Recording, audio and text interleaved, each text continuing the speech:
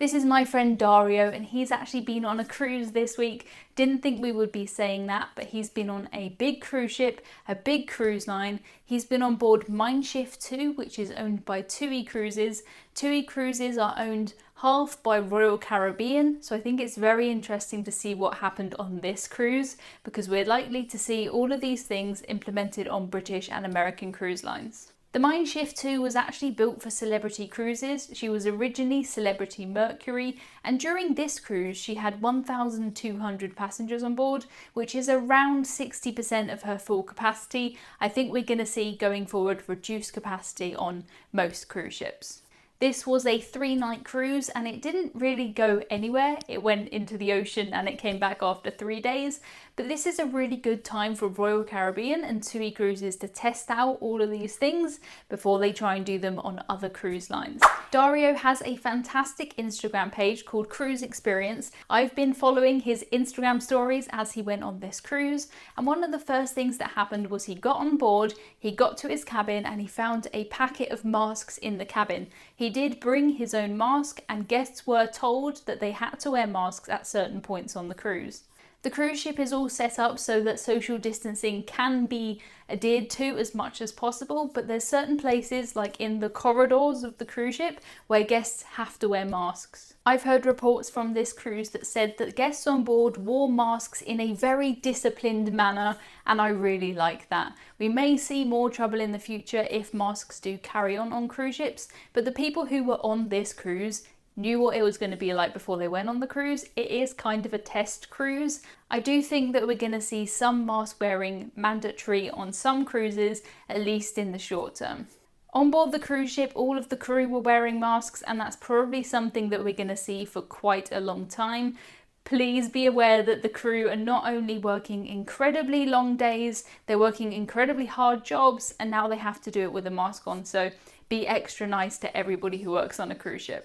One thing that I am really excited about, and I wish they had done this years ago, is that you can now view menus on an app so that you don't have to have a physical app. When you sit down at a table in a restaurant, there will be a QR code, you scan it with your phone and you just get the menu on your phone. I honestly wish that they did this years ago. I have my phone with me all the time anyway, and anything I can do on my phone, I'm gonna do it. It is worth noting that if you don't have a phone, they still do have some paper menus, but the majority of people will be looking at menus on their phone. On some cruise lines, you can already look at the menu on your phone, but most people don't.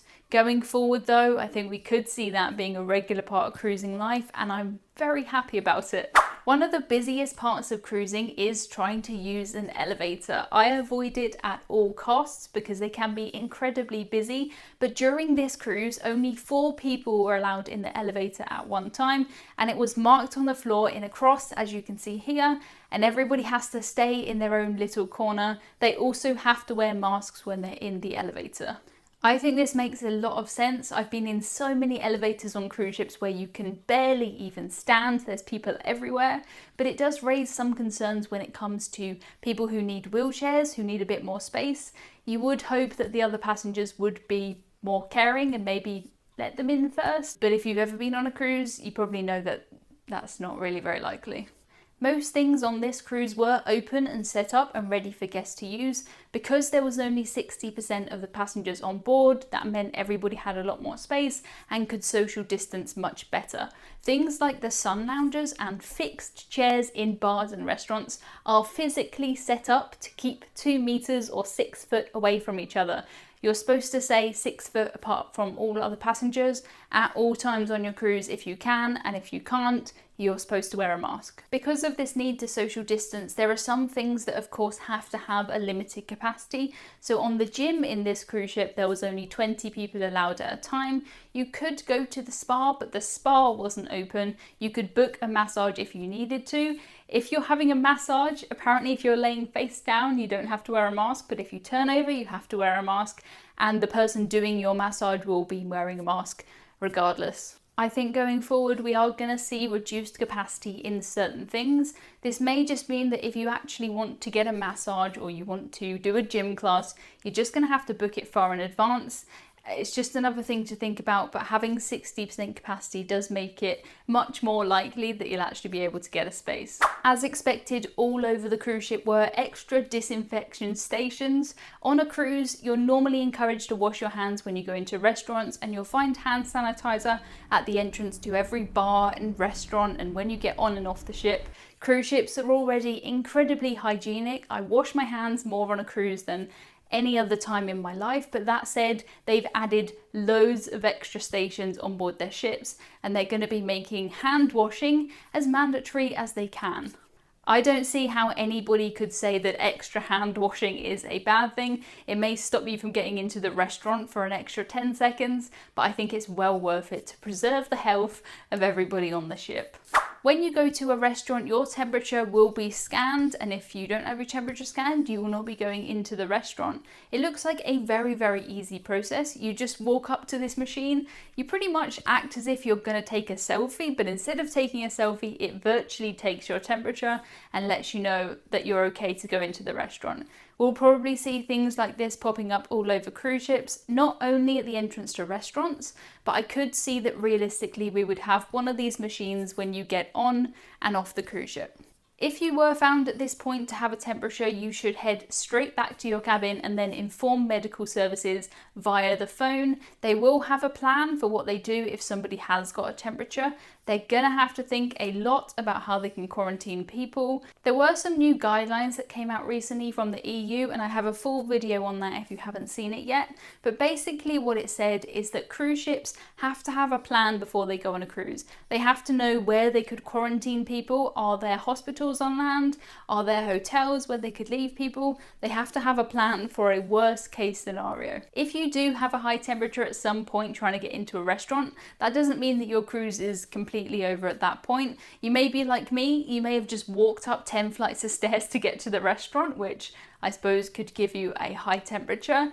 If that did happen, you'd head back to your cabin, tell medical services, and then they would do more tests from there. It doesn't mean that if you at some point have a high temperature, your cruise is over. It doesn't really work like that, but it's just an extra level of checking to make sure that everybody in the restaurant doesn't have a high temperature. High temperatures aren't a foolproof way to determine if somebody has coronavirus or not, but they're a pretty good way to work out if somebody is healthy or they have something going on with them. So they are probably going to be used going forward. I know a lot of people don't like the idea of having their temperature scanned, but if you do want to go on a cruise anytime soon, you're gonna have to do it, I think. There's not really going to be any options where you can avoid it. We're not going to see self-service buffets on cruise ships for a really long time. They do spread a lot of germs with everybody touching the same tongs. Sometimes people touch things and they put them back. It is disgusting. But we're not going to have any kind of self-service buffets on cruise ships anytime soon. During this cruise, the buffet was actually still open, but you would just find the food there already for you. So you just take the food, you don't serve yourself the food.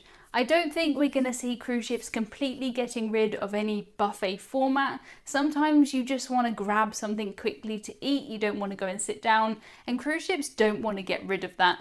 They just want to get rid of the part where you get your own food. You can see Dario's food here. It just looks similar to when you get room service. I think they're exactly the same food coverings as you'd get if you ordered it to your cabin, but now you just pick it up and you eat it and then go on with your day. This cruise was sailing at 60% capacity, and one thing that I hadn't really considered is that that means that the cruise doesn't have to use the same cabins over and over again. So once someone has disembarked, you're not automatically straight away refilling that with new passengers, which means that they can really clean it to a higher standard than they would be able to do in one morning. On this cruise too, all passengers did have balcony cabins. That may be because there's no point really having people in inside cabins if your ship is not full to capacity, or it may be to do with, having fresh air and being able to circulate things around a bit better. I don't think this means that we're never going to see inside cabins again. I've booked a cruise in an inside cabin for January and I'm really looking forward to it. 14 nights in an inside cabin, that doesn't bother me at all, but I think in the very, very short term, we're going to see more balcony cabins being used, because if the ship's not to capacity, you might as well put those guests in balcony cabins. we're going to see everything on board limited in terms of capacity. So even things like kids clubs, there'll probably be a reduced number of children that can be in the kids clubs at a set time. It would not surprise me at all if we saw many of these things on board Royal Caribbean cruise ships in the future. Like I said, TUI cruises are owned 50% by Royal Caribbean, and it makes so much sense for that company to test things out on their TUI cruise ships. The aim of all of these measures is to keep passengers apart as much as they can and try and reduce the possibility of anything spreading if coronavirus did get on board. It may also help us with things like norovirus and colds and flus. Maybe in the future we'll come back from our cruises healthier than when we left. I have loved following along with Dario's adventure of this cruise. It was almost like being on a cruise. I felt his excitement when he got back on board for the first time. Make sure you're following him on Instagram and check out his YouTube channel. He's also going to write reviews of this, I think, on his website too, so check out the description for all of the links to him. A massive thank you to the patrons and YouTube channel members that make videos like this possible. You can become a channel member by clicking the join button just below. You'll get access to an exclusive podcast, behind the scenes content, little stickers and emojis and all other kinds of cool stuff.